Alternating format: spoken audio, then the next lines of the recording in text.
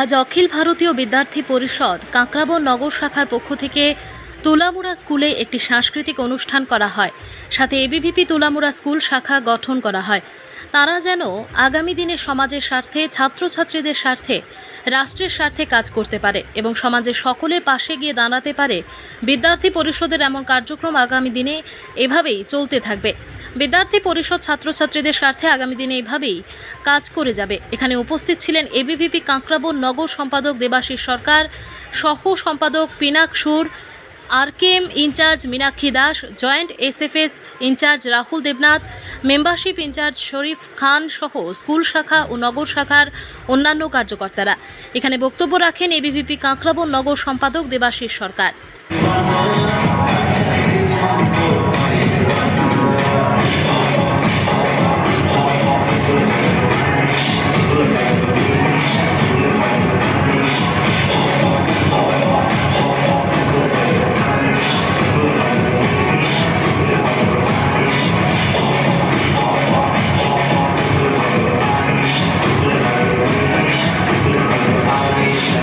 আচ্ছা, আমরা দেখতে পেয়েছি আপনারা আজকে এখানে একটা কর্মসূচি করেছেন তুলামুড়া যে কমিউনিটি হল রয়েছে।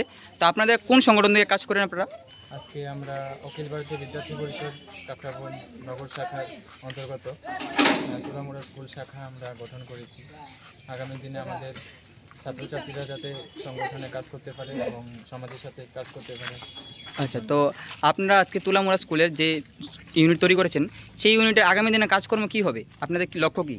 আমরা যে তুলামুড়া স্কুল ইউনিট গঠন করেছি, আগামী দিনে আমাদের ছাত্রছাত্রীরা, আমাদের সংগঠনের যে কার্যকর্তারা আছে তারা যেন সমাজের সাথে কাজ করতে পারে এবং ছাত্রছাত্রীদের সাথে এবং রাষ্ট্রের সাথে কাজ করতে পারে, সেজন্যই আমরা আজকে ইউনিট গঠন করেছি।